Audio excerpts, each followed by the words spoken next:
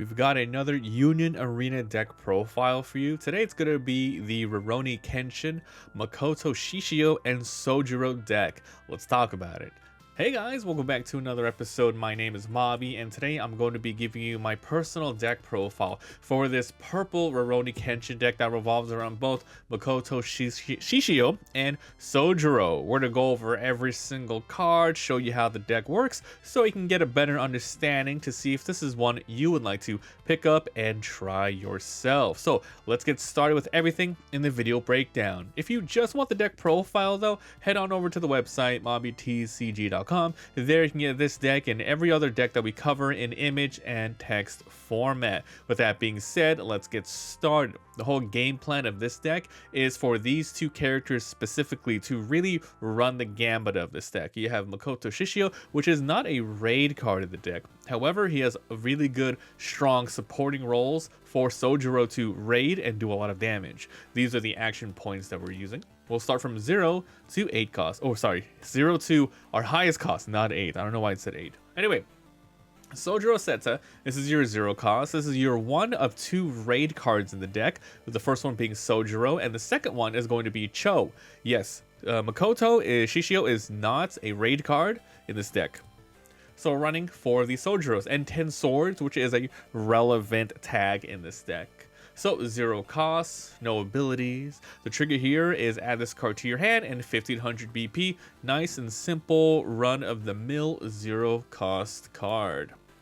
Next, it's going to be Cho Sawageho, which is a 10 swords card here. 0 cost. When played, draw 1 and trash a card. Oh, always nice to see this effect in decks. Really helps you just get exactly what you need. Even though you do start the game with 7 or so cards, it's nice to really get rid of extra cards and just find the specific ones you need. Because this game is all about 0, 1, 2, 3, like really ramping up in the cards that you play here. The trigger is going to be drawing 1 card, 1500 BP. As I said before, you have 2 raid characters, and these are it. Sojiro is absolutely a much higher priority than the Cho. Next is going to be the last of your 0 cost cards, and we are running a total of 10 0 cost cards in the deck. This is Kamatari Hanjo, another 10 swords card. 0 cost. When played, choose a Makoto, a Yumi, or another 10 sword card on your field. It will gain 1000 power till the end of the turn. This is really relevant just for your 3000 characters to hit 4000 BP and doing more damage. If you give it to a 4000 to 5000, you can get over very bigger bodies, but it's a very smaller scenario than rather having the 3000 to be a 4000.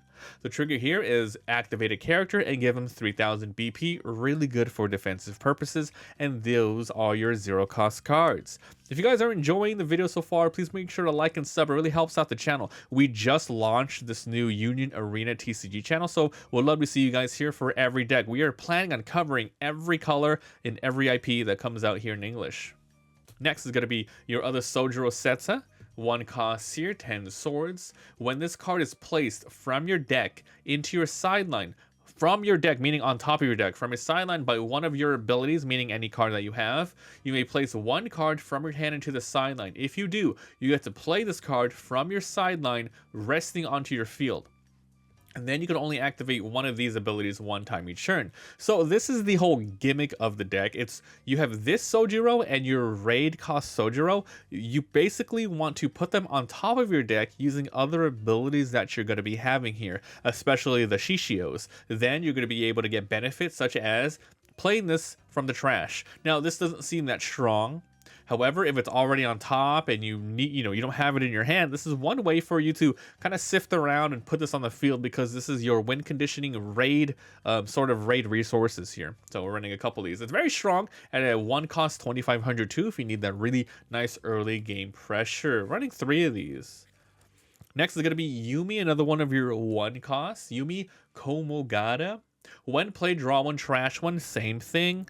Same thing with the Cho, just really nice for sifting exactly what you need. And it's actually not the worst thing if you ever put this Sojiro or your raid cost Sojiro into the trash, because there is a there's an event card later that allows you to sort of bring back cards from the trash. Specifically, it's going to be Sojiro that you do want to bring back. So it's not the worst if you ended up putting those in the trash. When this card is sidelined, meaning you usually just want to play it on the front, hopefully you can get an attack off, and then you could probably get this thing sidelined. If you have a Shishio on your front line, choose up to one of your opponent's front lines and switch it to resting. Obviously, this is good. When your opponent has more than one character that they're going to be able to use to attack with that turn, you can, mess with one, make sure it doesn't attack. So Yumi, pretty good for defensing early game. Really good defense early game. 2 of these. All right, time for your first Makoto Shishio card. This is a 2 cost with a whopping 4,000 BP. But why? Let's look at the ability here. When played, place one of your cards from your hand on top of your deck. You play this card and you lose a card, but you get a really strong blocker and then attacker. But this is a sort of dual-pronged ability here. Yes, you lose the card ASAP, but if you somehow really need to set up your Sojiros, it's either that Sojiro or this Sojiro. You really want to set these cards on top of your deck. This one will help you do so. Otherwise, you can put it in the back line, but it's 4,000. Come on, you want this thing on the front line. So running a lot of these Makotos right here.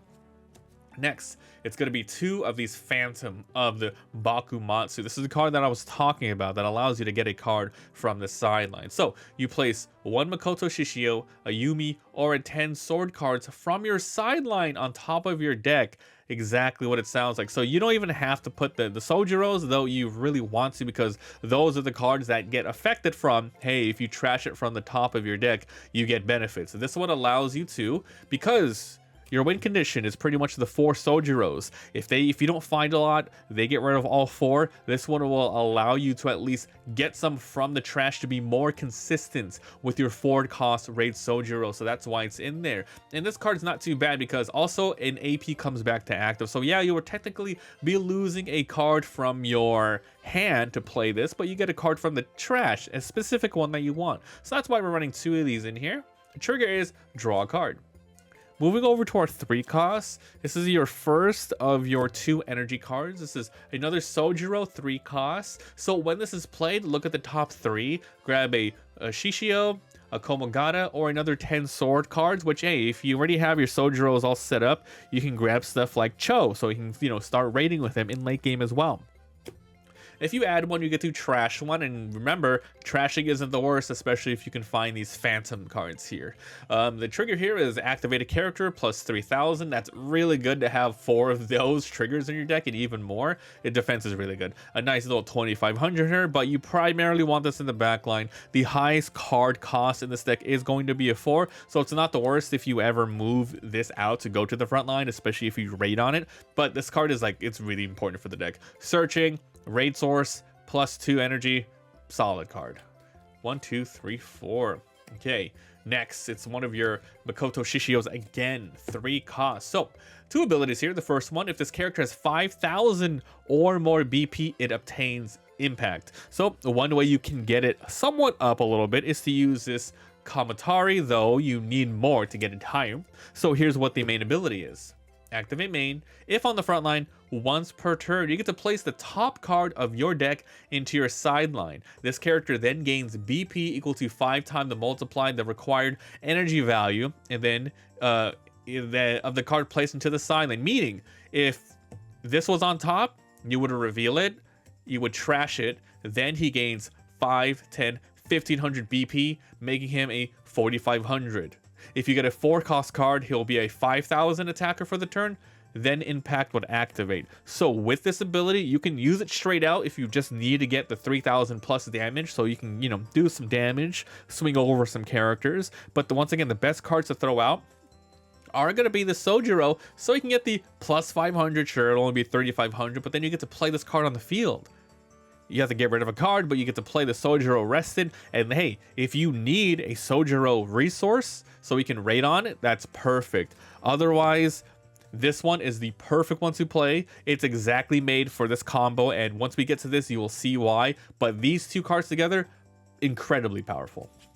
Okay, no trigger here, 3,000, and another card with 2 energy. So both of these, great for the backline. This one's better in the backline, not bad for attacking, especially with that random impact that can show up.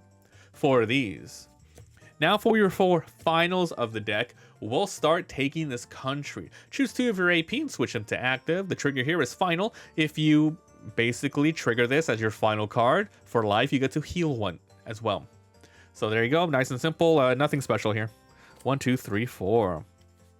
Time for your 4 specials of the deck. The 10 Swords Summon. Choose 1 character on your opponent's frontline. BP equal to 1000 multiplied by the combined number of Shishios, Yumis, or 10 Swords, which is pretty much every single card in this deck that's a character. Then you sideline it. So pretty much 4 character cards equals 4000 in this deck, and then you can go ahead and just KO something.